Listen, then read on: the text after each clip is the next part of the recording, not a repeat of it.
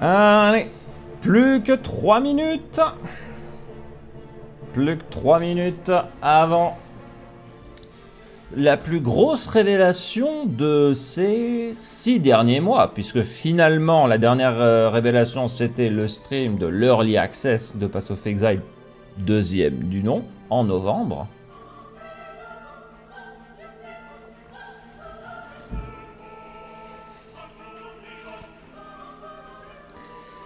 Donc c'est à partir du contenu de la révélation de ce stream là que je pense une bonne partie de la communauté de ce jeu va se faire une idée de la vitesse à laquelle va évoluer l'Early Access, parce que là on a eu pas grand chose depuis l'entrée en Early Access, hein, vraiment depuis 4 mois là, et donc ce qu'ils vont nous présenter là, ça va être ce qu'ils ont concocté pendant ces 4 derniers mois.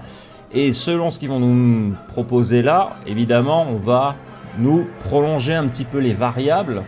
Voilà. Prolonger les courbes un petit peu. Et s'ils ne nous présentent pas grand-chose, il y a énormément de gens parmi la communauté qui vont se dire que oui, bah, l'Early Access, il va durer 4 ans, et puis voilà. Alors que si, là, ils nous présentent énormément de choses, on regagnera, bon, c'est un terme un peu incorrect, j'allais dire regagner confiance, non pas qu'on avait vraiment perdu confiance, mais c'est vrai que les dernières fois que GGG, en la personne de Jonathan Rogers, a pris la parole, c'était plutôt pour annoncer des mauvaises nouvelles. Donc c'est vrai que là, un bon stream bien fat, qui remette tout le monde d'accord, ça ferait du bien quand même, on va dire. En ce qui me concerne, je me suis exprimé à plusieurs reprises sur le sujet, mais rien que la Huntress, une mécanique de ligue en rapport avec la chasse type Beast, Einar, un peu de Beast Crafting, l'arme, donc Spear, les petits boucliers d'évasion avec les skill gems et les support gems qui vont avec, aussi les uniques, etc., etc. Juste ça, je trouverais cela convenable déjà. Et on sait qu'il y aura au moins ça. Donc, au minimum, je trouve ça convenable. Mais bien entendu, on aimerait que le prochain patch soit davantage que convenable, hein, bien sûr. Je ne vais pas trop parler pendant la révélation, puisque c'est dans moins de 30 secondes. Voilà. Je vais monter un petit peu le son.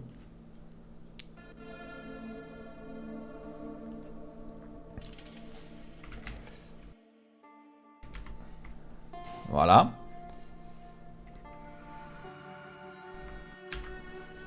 Et puis, laissons-nous nous vendre du rêve. Allez, GGG! Hi, I'm Jonathan Rogers, Game Director on Path of Exile 2. Welcome to GGG Live. Well, it's been a little over 3 months since we launched Early Access, so it's about time for our first major content update. Today, we're going to show you an exclusive reveal of Path of Exile 2, Dawn of the Hunt, which launches on April 4th. Twitch drops are enabled on today's livestream, so make sure you follow the instructions below in order to claim your Executioner's Guillotine finisher effect. Now in today's stream, we're going to take you on a deep dive into the new Dawn of the Hunt update. We'll cover a new class, 5 new Ascendancy classes, and huge expansions on character systems like unique items and support 5 nouvelles ascendances, After hein. that, it's on to the in-game improvements, including changes to systems, a bunch of new encounters, and lots of other content. We're going to finish up today with a live Q&A session where Ziggy D will ask Path of Exile 2's game directors, myself and Mark, your questions from Twitch chat. Now we have a lot to cover today, so let's get started with a trailer for Path of Exile 2, Dawn of the Hunt. Allez. We as Mary are guided by the Spirit. It provides prey, shelter, even love. But for me, one day, all that were changed.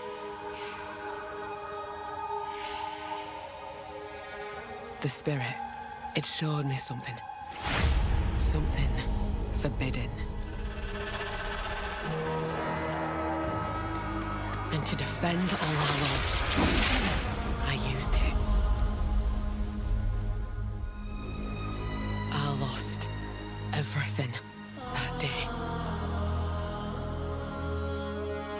But fate weren't finished with me yet.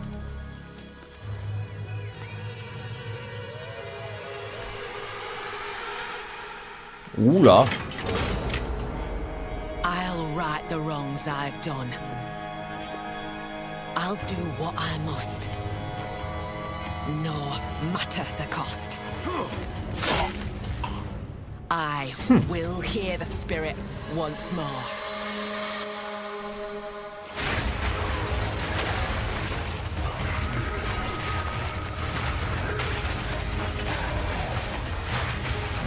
J'avazone, hein. Oh.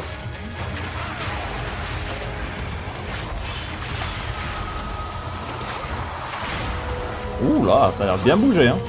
Oh, elle a la monture. «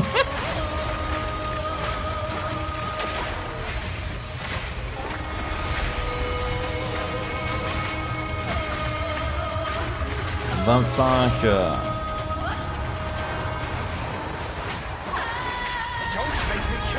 Ah tiens.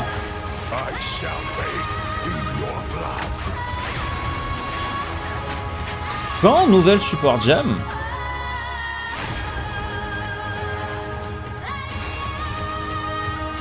Ah, la corruption qui commence, ouais. À se localiser. Oh, on a vu le miroir de Calandra, là.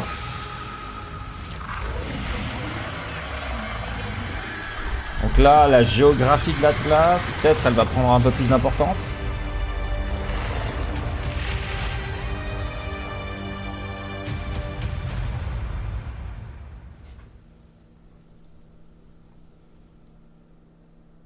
Now, as you can see, in Dawn of the Hunt, we're introducing the first new class since early access to PoE 2, the Huntress.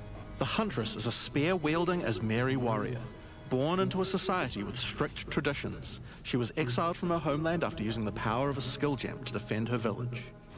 As a dexterous spear user, she specializes in both melee and ranged combat, dashing into and out of battle. Spears have extended range and a short dash, but unlike other melee weapons, you can also throw them. In order to make a hybrid ranged and melee character work, we had to do a lot of thinking about ways to make it fun to both enter and exit melee range. Parade active, enfin parade. Huntress is Whirling Slash. As well as striking in a circle around you, this skill creates a whirlwind that blinds your enemies. Leaving the whirlwind will make it explode. The more Whirling Slash is used, the bigger the whirlwind, and the bigger the explosion. Il y a des petits boucliers d'évasion, hein, Once you're un out peu. of there, you'll want to follow up with something ranged. Whip your spear around to shoot twisters towards your foes. These twisters bounce off walls and can hit enemies multiple times. You can also throw twisters inside a whirlwind to shoot out extra tornadoes that do way more damage. In her offhand, the Huntress will usually want to hold a buckler, which allows you to do a new skill, parry. La parade active. Holding down parry, your character will counterattack any incoming attack from monsters near you, stunning them. In addition, the monsters will take extra attack damage from your follow-up strike. Some specific skills are designed to be used after a parry and have extra effects. Disengage is a skill that does a quick jump back, damaging enemies in front of you, and it can be used to interrupt other actions, like dodge roll. If you use it against a parried enemy though, it causes an explosion and gives you a frenzy charge. Just be careful. If you parry too much, you're going to get stunned and possibly killed. Ah oui, ouais, You beaucoup. can Hein. combine this combo with Whirling Slash. Slash, parry, disengage, and you'll get an explosion from the disengage and the Whirling Slash. The Huntress also has a variety of elemental spear throw attacks.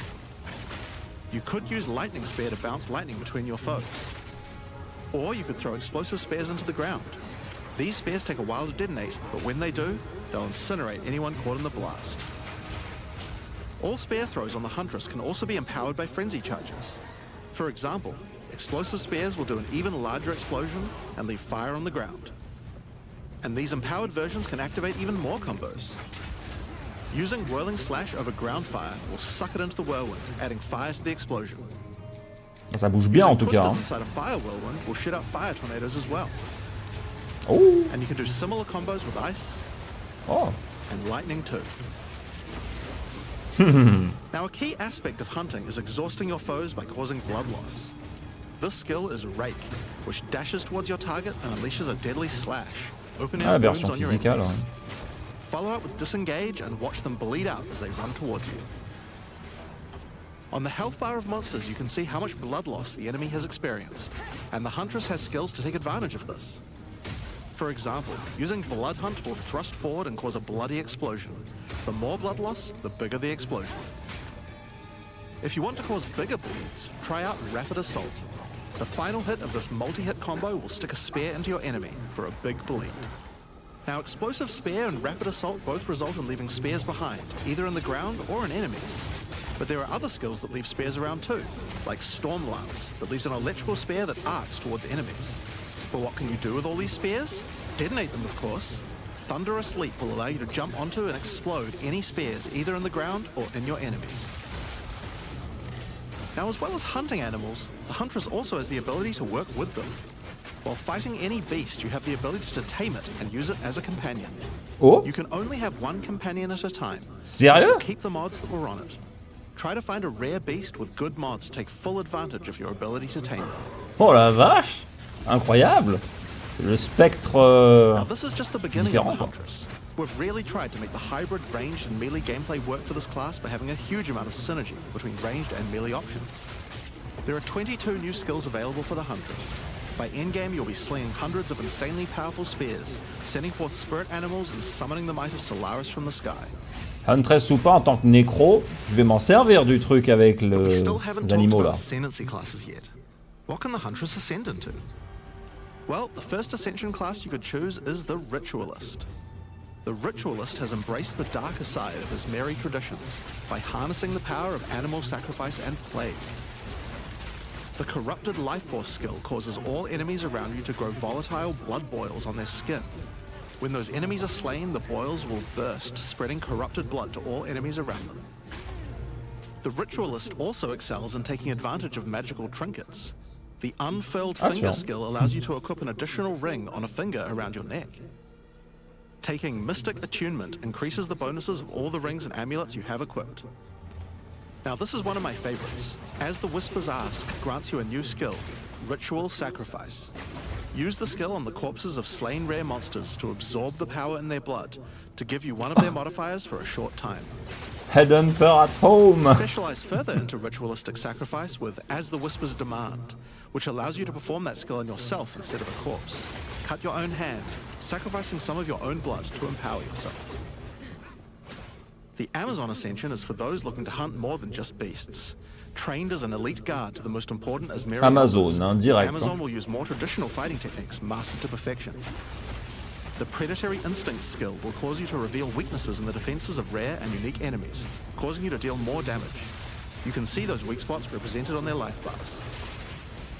While using Elemental Infusion, any charges you consume will infuse your weapon with elemental power, causing any projectile attacks to explode on impact. Ou alors ça avec le bâton. Critical Strike skill is as simple as it sounds. It takes your excess accuracy and gives it to you as critical strike chance. Additionally, you have skills like Mystic Harvest, which allows your elemental damage to leech life, and as Mary Brew to be able to use either flask to restore both life and mana.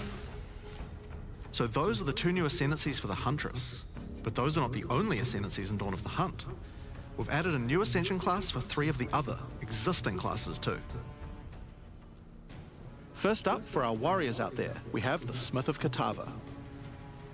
The warrior is a blacksmith in origin, taught by his father Renly. With this ascension, you can take your smithing skills to new heights by embracing power from the insatiable one himself, Kitava.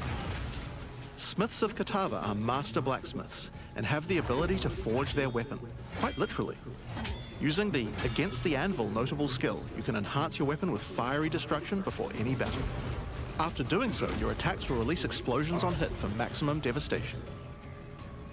You can also use the power of Kitava to summon an animated copy of your weapon to fight alongside you. A great blacksmith can do more than just forging their weapon though. Their armor can be enhanced too. Now you might think this Ascendancy class tree looks a little abnormal, and you're right. There's a lot of notable skills all disconnected at the bottom there. By taking this point here, which is free to assign, your character is unable to equip body armors with mods of any kind. So your body armor must be normal. Sounds like a downside, right? Except now, in true blacksmith fashion, you get to craft your own body armor by taking those disconnected notables with your points. If you want your body armor to grant life, take this notable. If you want resistances, take this one. There's so many choices. Think of it like you're crafting your own body armor, just in a more literal sense. En SSF, c'est pas Now, mal ça. let's move on to those who prefer the reassuring feel of a crossbow in their hands, the mercenary. Alongside the existing Ascension classes, the Gemling Legionnaire and the Witch Hunter, you can now play as the Tactician. The Tactician is a former Blackguard elite. Free from the duties of a Blackguard, he is able to use his training to decimate the monsters of Rayclast and earn a healthy income doing so.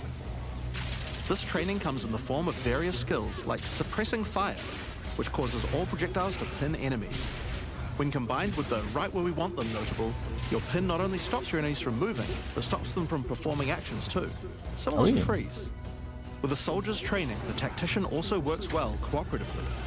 Using the whoever pays best notable, you can place multiple banners at once. The watch how we do it skill gives a portion of your weapon's damage to your allies as well.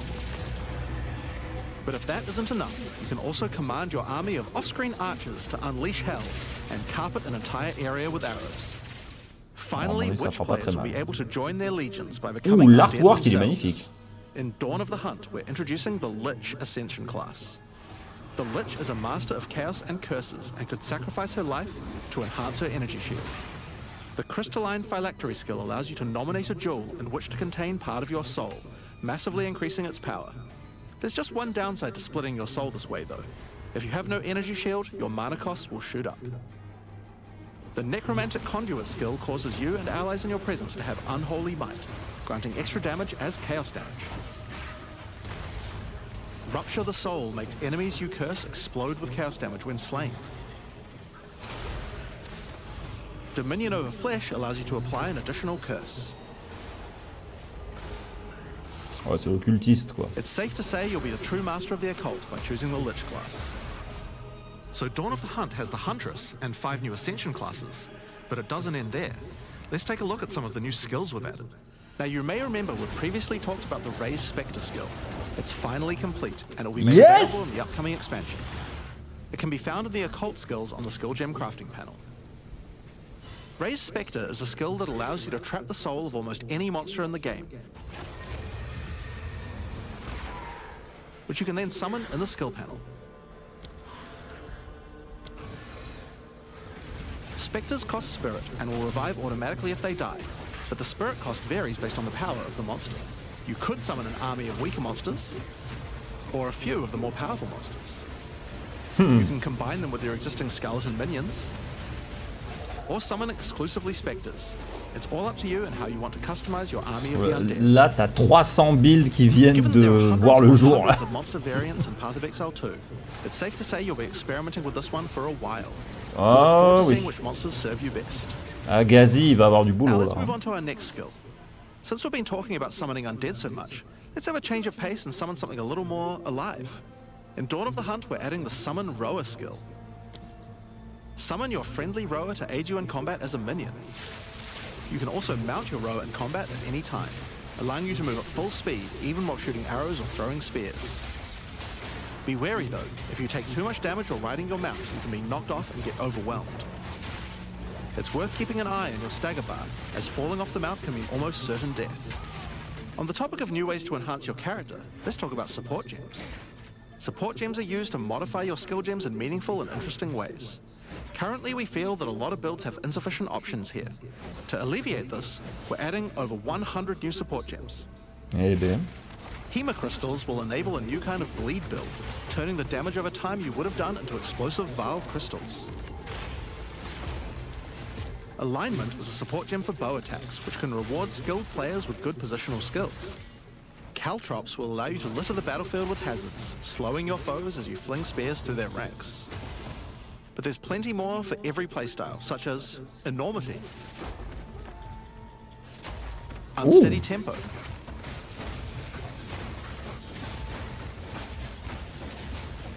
Profanity,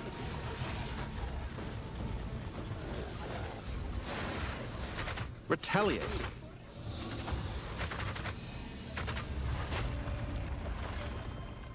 Syzygy. Yep, that's a real word. and many more. Now, we've talked about a new class, new ascendancy classes, new skills, and new support gems. But let's not forget about the core of a true action RPG, the items. To start with, let's talk about uniques. We're adding over 100 new unique items. This time, we've made sure to add uniques with a focus on mid and endgame tiers to make sure there are more exciting items to find for higher level characters. Let's look at some examples. Yeah. Embrace your inner devil with Chernobog's Pillar. It grants you a large amount of fire damage based on your block chance. The Coming Calamity allows you to become a true master of the elements, granting you all 3 elemental herald skills without costing any spirit. At the same time, it penalizes enemy resistances. Bon, j'espère que ça va se faire nerfer les heralds là. Useful for builds using a single resource like blood magic or archmage builds. With this belt, you can use 2 life flasks or 2 mana flasks. It's up to you. Now, we could go through these all day, but we'll leave most of them for you to discover. Suffice to say, though, we want there to be way more cool things to find. Over time, our goal is to add a unique to every single base item type at a minimum, so that you can chance any base in the game.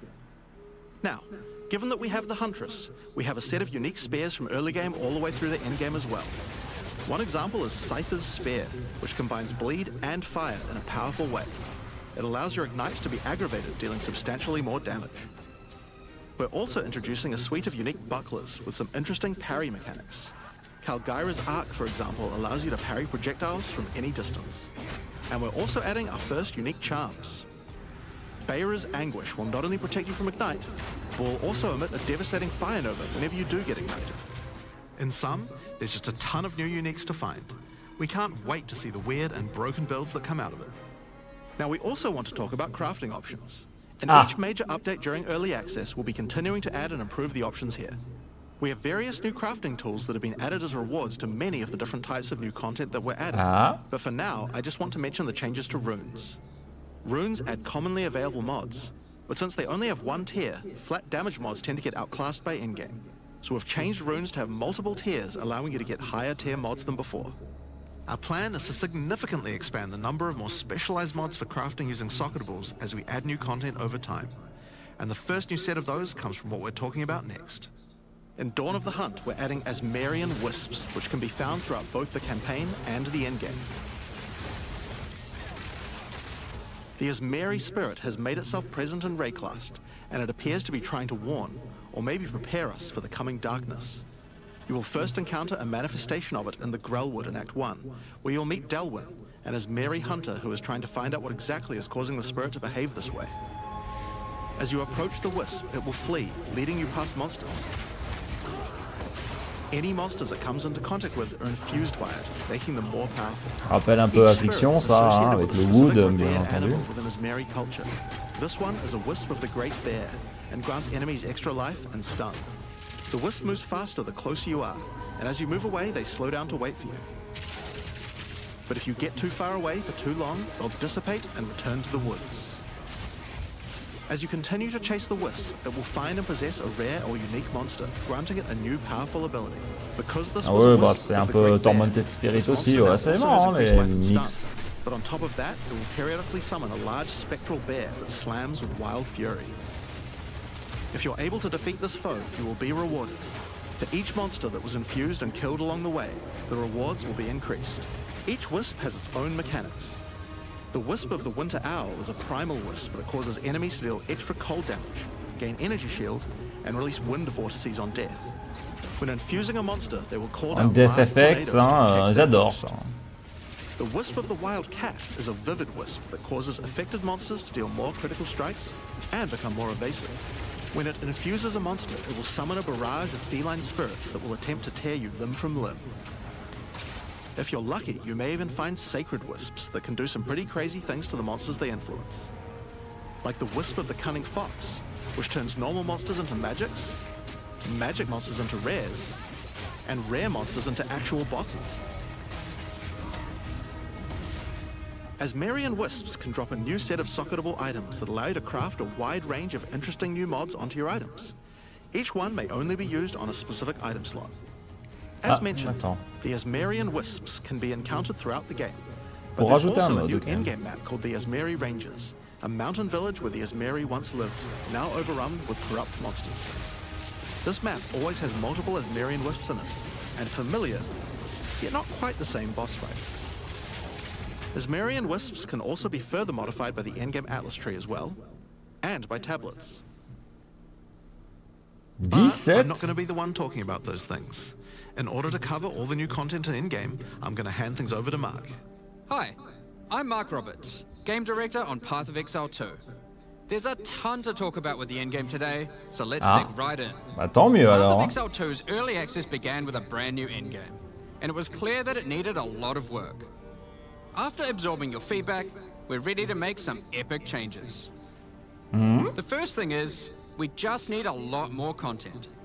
In Dawn of the Hunt, we have made sure to focus on increasing the sheer number of interesting and different encounters you will randomly stumble into as you explore the endgame.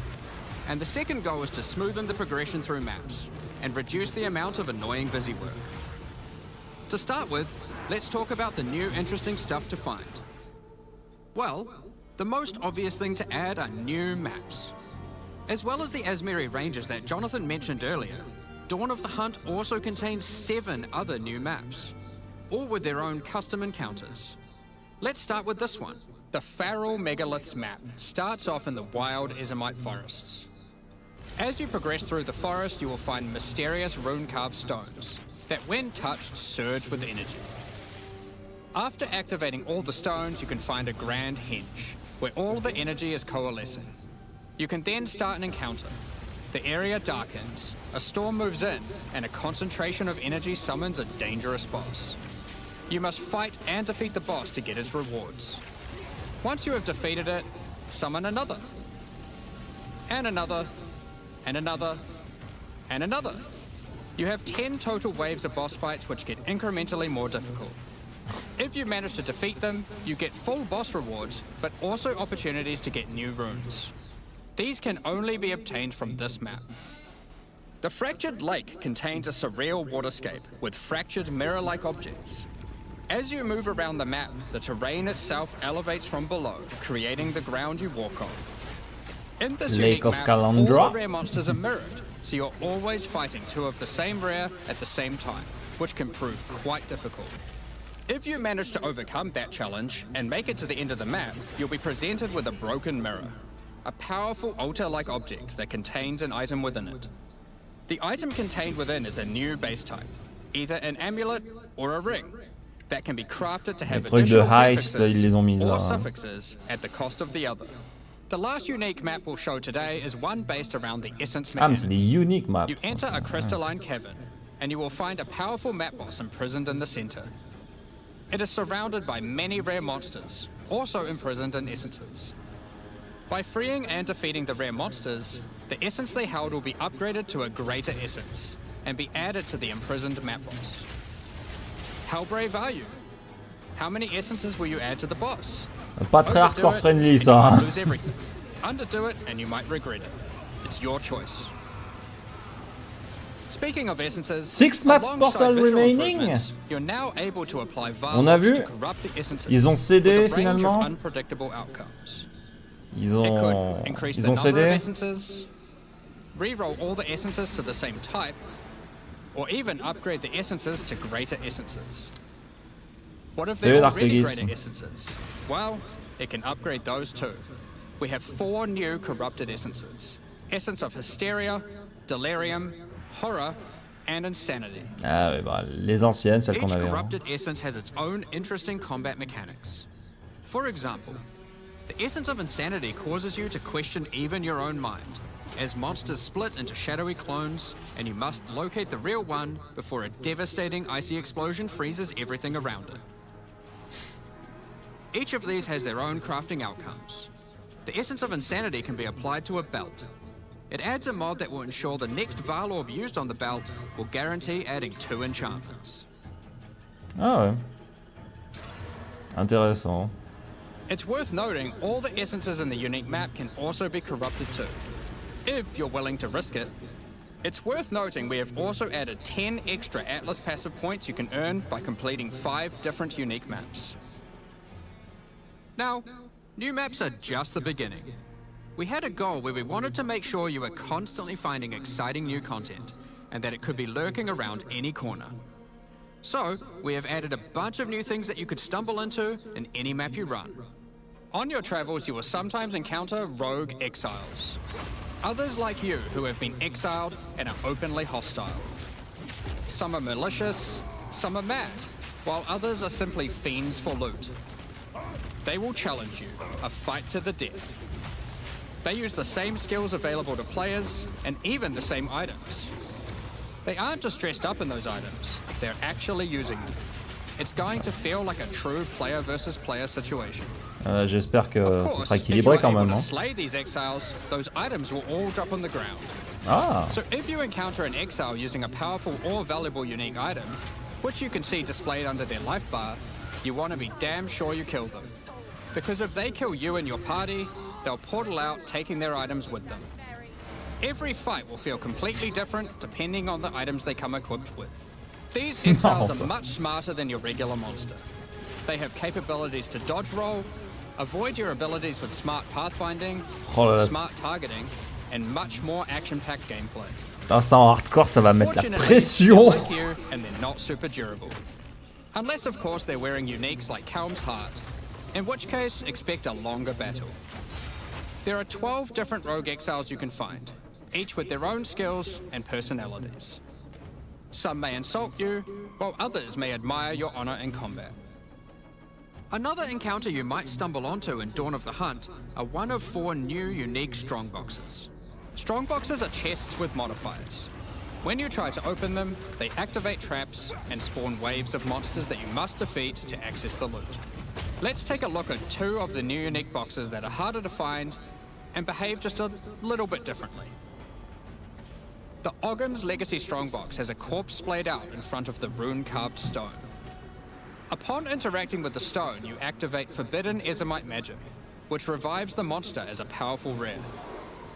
The Strongbox comes with a modifier which determines how many times it will revive that rare. Each time you defeat the monstrosity, the Strongbox revives it again, adding an extra modifier to the monster. With each resurrection, it becomes more difficult, but also more rewarding.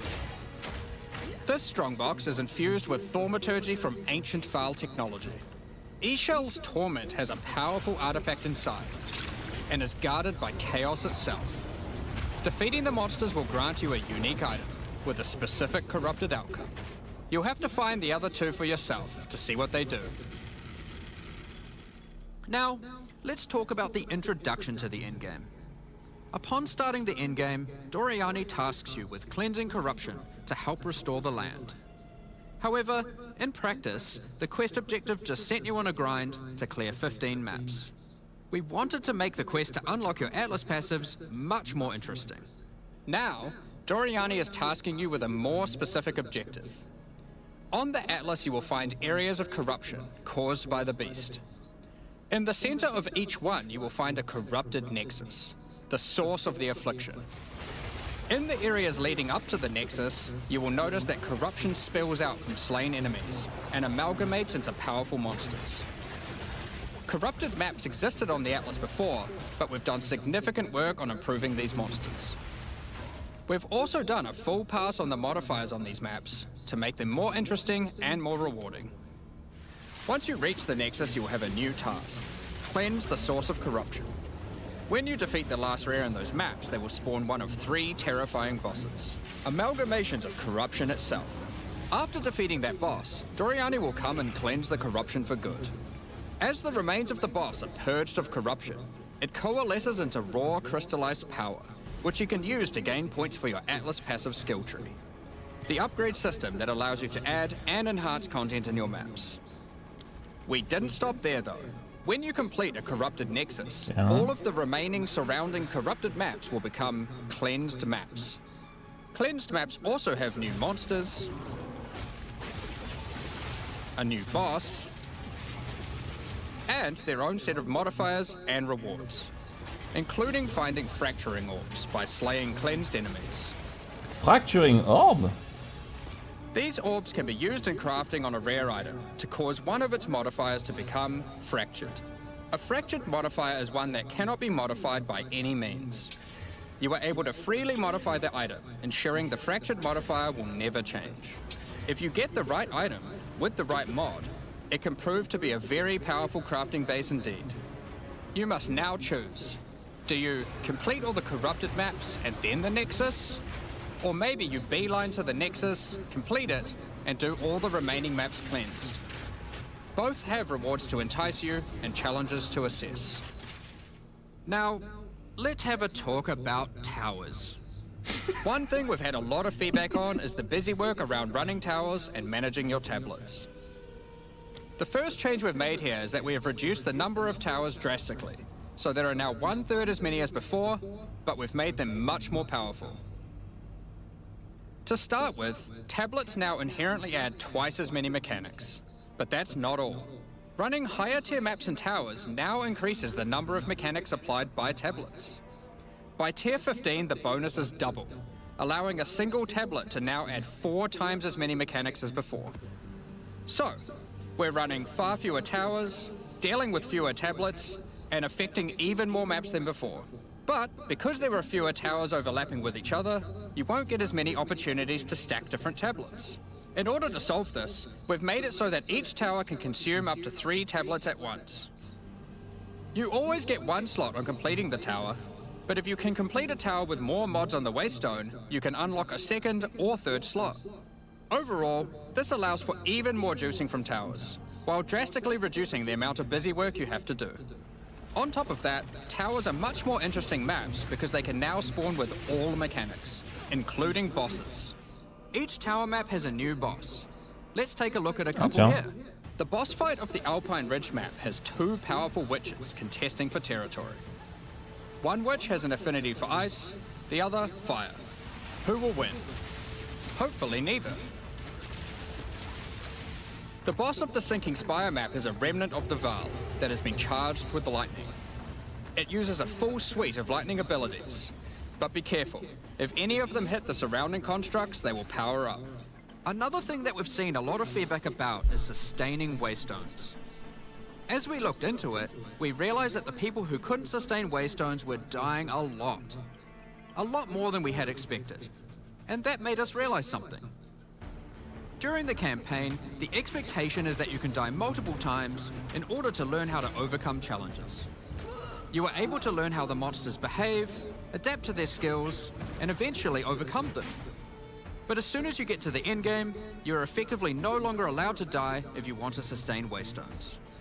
By the time you are getting towards the end of endgame, we want you to have to be careful not to die. But it certainly shouldn't be that we have such a sudden shift as you run your first maps. The first change we're making is you can now respawn and return to a map if you die. Continuing from where you left off. When you start the endgame, you get up to 6 total attempts per map.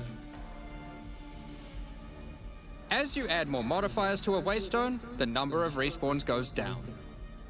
This means that as you get to the point that you're running every Waystone as a rare, you will have to be more careful. Un petit compromis. Bon, en In hardcore, ça change pas parties, grand-chose. everyone gets to respawn that number of times. But we still think it's important that you can kill a boss in one go. In order to allow that to happen, we've made a change so that once you start the boss fight, it changes over to the same respawning system we use for pinnacle bosses. This means that the map owner can choose to respawn everyone at the same time. Another complaint we've seen a lot of is players not wanting to do the pinnacle content because of the experience penalty from dying. A change we've made here is that all pinnacle content now no longer grants experience, but also no longer removes experience on death either. Dawn of the Hunt also brings the first batch of Twilight Order reliquary keys from the early access supporter packs. These keys contain items selected by our supporters. They can contain any unique item found in Path of Exile 2. If the selected item is a pinnacle boss drop, then only special keys dropped by this content will be able to provide these items. For example, Hand of Wisdom in Action can only come from a key dropped by Zesht. We're also making a change that allows pinnacle boss uniques to drop at any difficulty. Rarer uniques will be rarer at lower difficulties, but still possible to find. This applies to the drop charges for the reliquary keys from this content as well. We spoke about towers and tablets earlier, but we have also added a suite of unique tablets. Each of these adds crazy interactions to the maps influenced by it. For example, this unique tablet allows you to run any map in a tower's radius without requiring connections, which can be quite useful for jumping gaps and traveling around your atlas. Ah, tiens, marrant ça. And this tablet causes all runic monsters spawned during expedition encounters to be duplicated, and weakens all expedition monsters that emerge from the ground. The Atlas tree has also been expanded, and you can find many of the new mechanics there, and improvements to existing ones too. Now, through this live stream, we have mentioned quite a few new crafting options that we've added.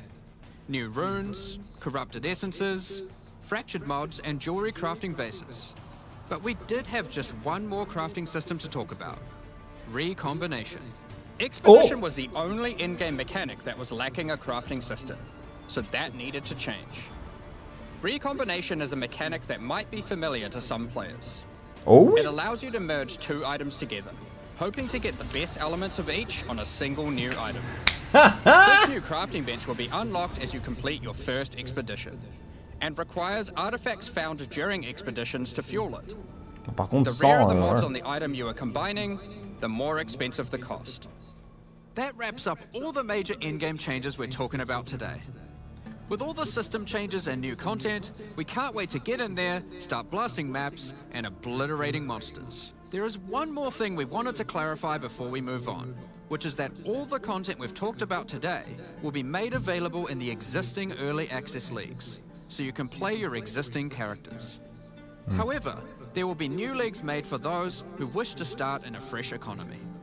It is recommended to start over and get the full new experience in the Dawn of the Hunt leagues.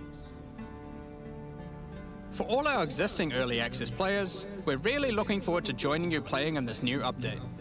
For those who don't already have access and are interested in playing Path of Exile 2, Dawn of the Hunt, you are able to at any time purchase an early access supporter pack at www.pathofexile2.com.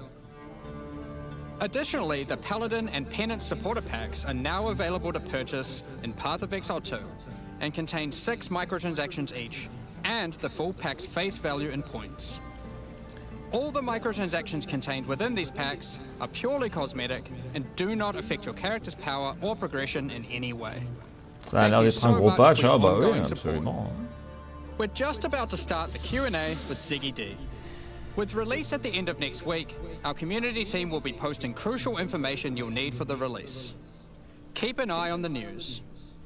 On release weekend, we expect to launch the new mystery box and many new microtransactions, including Path of Exile 2's first alternate skill effects. Thanks for joining us today and checking out our latest developments. We're looking forward to playing the Huntress, trying new builds, and exploring the new endgame next week. We'll begin the Q&A shortly, so please get your questions ready. Franchement, je pense que, à part la Huntress, le plus gros game changer pour le jeu, c'est les 100 nouvelles support gems. Plus d'une centaine de nouvelles, mais là, ça va démultiplier les builds. Et on peut avoir les spectres. On a les spectres.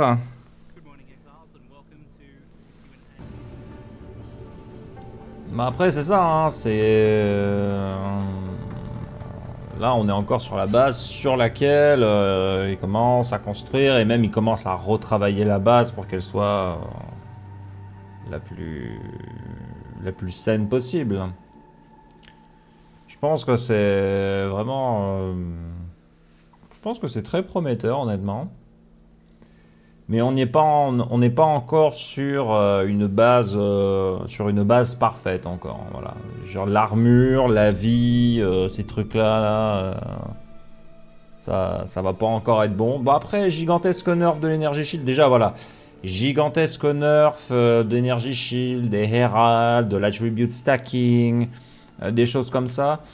On n'est pas encore sur tout est bien ficelé, tout est bien réglé, etc. etc. Mais ils ont conscience de tous les soucis. Voilà. C'est ça qui est vraiment très encourageant. C'est que là, ils ont à peu près discuté de tout. Et en fait, on sait déjà que parmi les défauts du jeu, il n'y a rien parmi les gros défauts qui soient passés sous leur radar. C'est qu'ils sont au courant de la situation de leur jeu et c'est juste la cadence à laquelle ils vont répondre à ces soucis.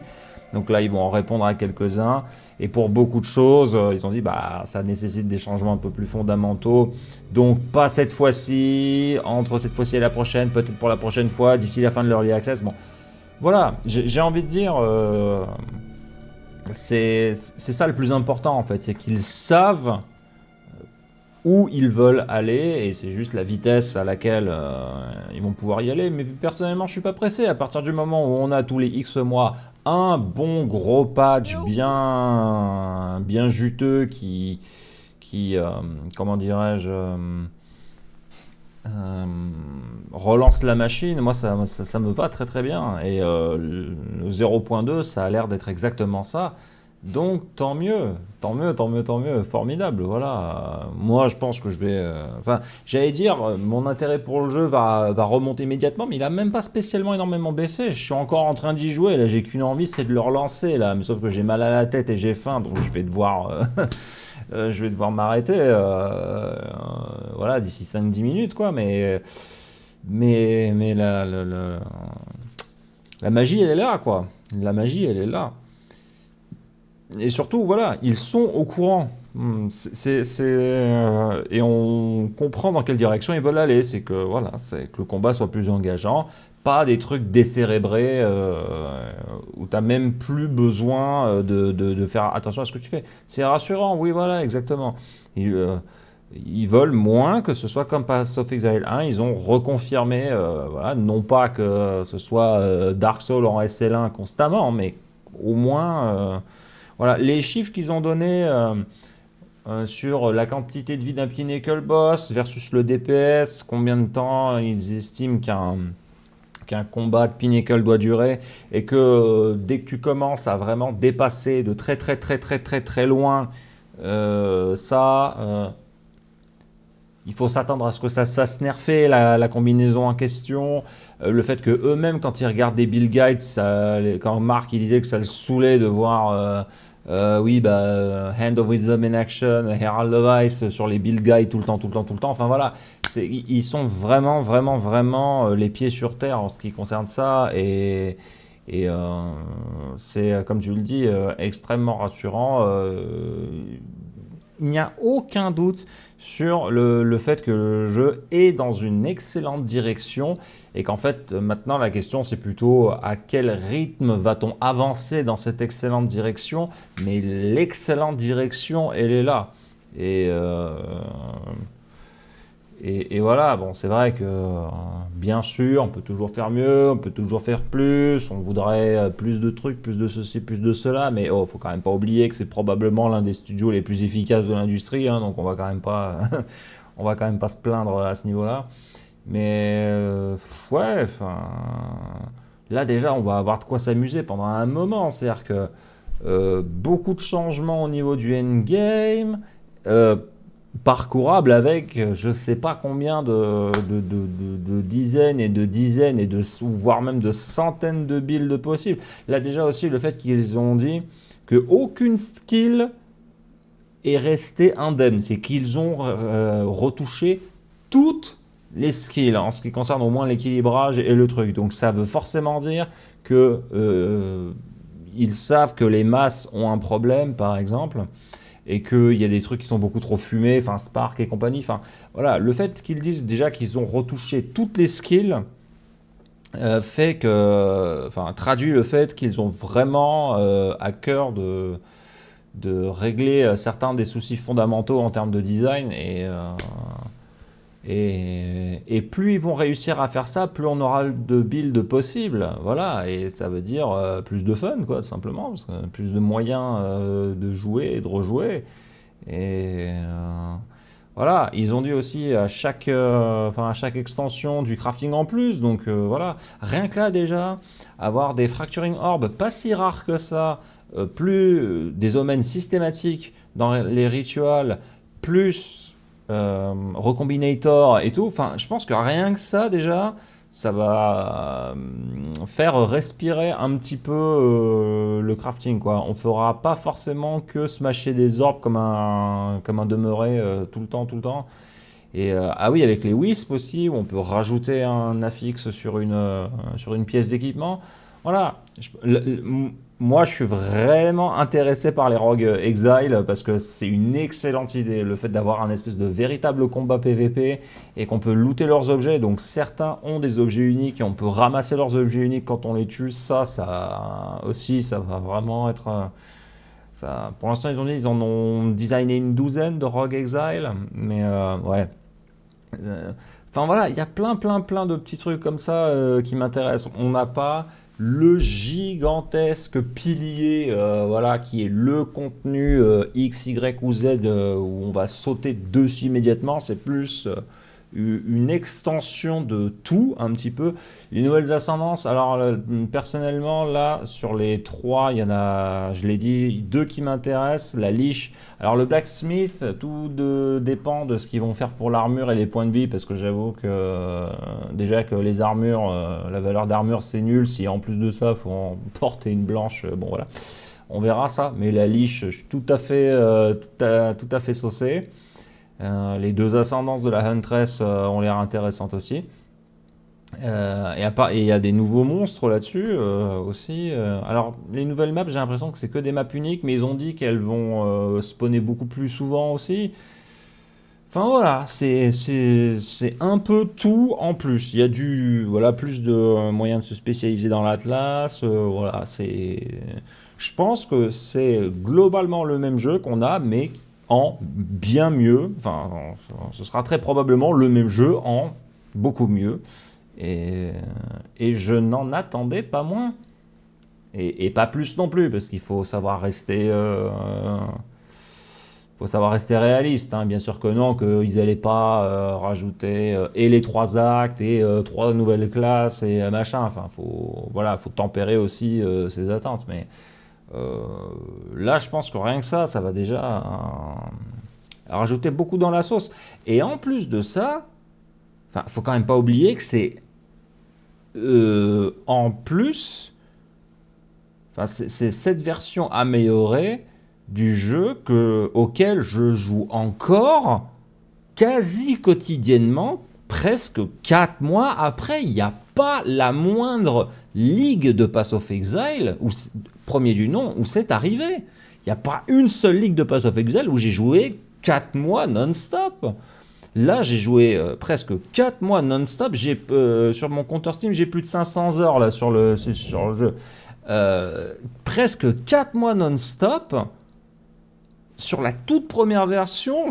Et là, on va déjà avoir avec la 0.2 la même chose en beaucoup mieux. Avec 50 milliards de trucs en plus. Mais c'est vraiment... C'est vraiment incroyable, quoi. Enfin, vraiment, moi, ça m'enthousiasme de ouf, comme disent les jeunes, voilà. Vraiment, ouais. Faudra vraiment faire gaffe en hardcore, je pense, au début, parce que là, avec les maps corrompues, les maps purifiées, les Rogue Exile, les Wisps qui peuvent interagir avec tout ça, enfin tout ça à la fois, je pense qu'il pourra vraiment y avoir des moments où on va se faire arnaquer au début, hein, comme toujours, un nouveau patch, il va y avoir des morts complètement bullshit, il va y avoir, voilà, hein, c'est prévu ça.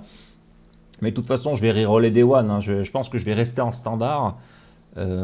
Mais je rerollerai, voilà. Je vais pas directement attaquer un nouveau contenu avec un personnage, par exemple avec mon titan Didi, où j'ai galéré comme pas possible à avoir des bons objets, à avoir des trucs et des bons machins, tout ça pour qu'il se fasse emplafonner par une mort bullshit. Non, on va bien prendre notre temps, très certainement roll une Huntress, je pense. On verra, mais on verra avec le patch note, quoi, mais voilà. Franchement, ouais, super solide. Je dirais vraiment ça. J'ai pas l'impression qu'il y ait quoi que ce soit de révolutionnaire, mais je pense que c'est tout mieux. Un peu plus dans tout, et tout un peu mieux, et voilà, quoi. Et en fait, il y a tellement de choses que le fait que tout ça soit mieux, bah, ça fait en fait énormément de choses avec lesquelles s'amuser. Moi, je suis vraiment hypé par les nouvelles support gemmes et les spectres. Voilà, les nouvelles gemmes et les spectres. Alors, parce que ça, c'est 300 builds différents qui peuvent arriver, même beaucoup plus. Parce qu'il ne faut pas oublier que, comme Path of Exile 1, ils l'ont confirmé là, mais les spectres sont modifiables avec les support gemmes encore. Donc, c'est-à-dire qu'on a tout le bestiaire du jeu, donc un peu plus de 600 monstres, d'accord, où il y avait déjà, je crois, 200 support gems, ils en ont rajouté 100 là, donc 300, on va avoir 600 monstres combinables ou pas avec 300 support gems. Donc en fait là, les possibilités, c'est ce que je disais tout à l'heure, je pense que je pourrais passer une ligue entière juste avec les spectres en fait. Ouais, pour sûr, Gazi et Kay vont avoir énormément de pain sur la planche là-dessus. Et plus la nouvelle arme, quoi, voilà, je suis sûr que les spires comme ça sur un monk ça marcherait très bien. Enfin voilà, ou sur mon infernaliste, celle qui marchait extrêmement bien avec les bâtons, c'est élémentaire en fait. Hein, donc il n'y a pas de raison qu'avec les spires il n'y a pas des trucs à regarder. Enfin, énormément de choses, vraiment. Je suis à la fois très rassuré et très enthousiasmé. Rassuré parce que on a bien vu qu'ils ont parfaitement conscience des soucis qui peuvent y avoir. Ils sont tout à fait rencardés sur leur jeu et ils ont à cœur de garder la meilleure ligne possible. C'est plus qu'une question de temps et de vitesse à laquelle ils progressent sur la bonne ligne. Et enthousiasmé juste parce que à chaque fois on va avoir beaucoup plus de joujoux et que surtout que la qualité du jeu va aller exponentiellement et elle va augmenter exponentiellement parce qu'en fait à chaque fois c'est ça, c'est pas juste la quantité de trucs rajoutés, c'est à quel point ça va synergiser et enrichir tout ce qu'il y avait avant et je pense que ce patch là en sera un excellent exemple. Ouais, franchement, je suis bien là. Là, je suis très très bien. Par contre, j'ai une migraine qui commence à pointer le bout de son nez et j'ai très faim, donc je pense pas forcément que je vais m'éterniser. Même si honnêtement, j'ai qu'une envie, c'est de tester, c'est de continuer de jouer avec la nouvelle manette sur le jeu là, mais bon. Le pire, c'est que je vais me forcer, je pense limite à avoir un petit break, à faire un petit break histoire de pouvoir bourriner encore là-dessus. Mais le pire, c'est ça, c'est qu'on va bientôt avoir des mois et des mois de joujou à notre disposition, alors qu'en fait, je me suis même pas lassé du joujou initial qu'on avait là, quoi. Donc vraiment très très très très bien. Vraiment, je suis hyper saucé malgré le mal de tête là, malgré le fait que j'ai mal au crâne. Je vais re-regarder le stream de la reveal là, histoire de me souvenir un peu de tout ça. Parce qu'il y avait beaucoup, voilà.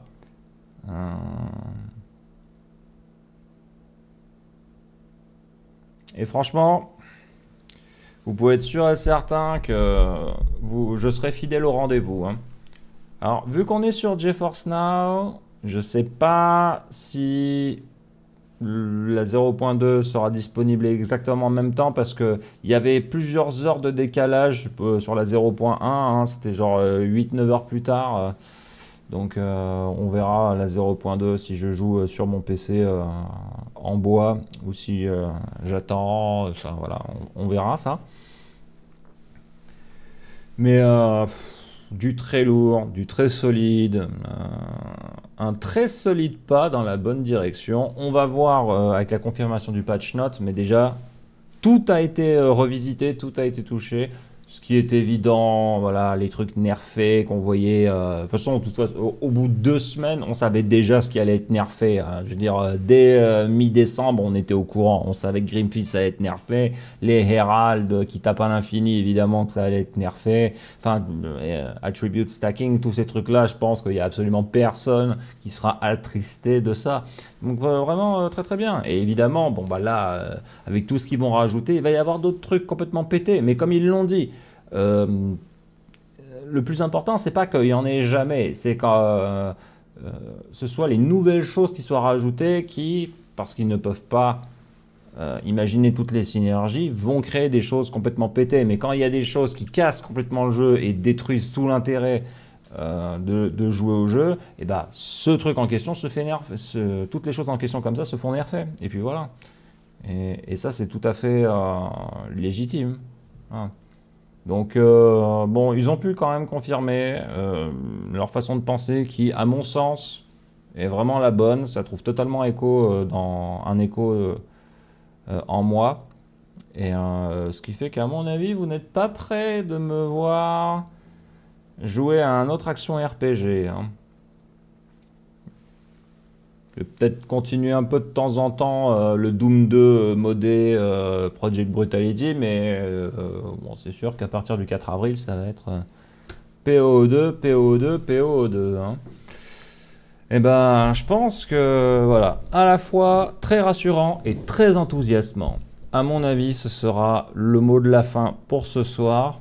Hein. J'espère en tout cas que ça vous a plu vous aussi, ce stream de la release. J'espère que tout comme moi, vous êtes à la fois rassuré et enthousiasmé, en sachant bien sûr que c'est Early Access, encore une fois.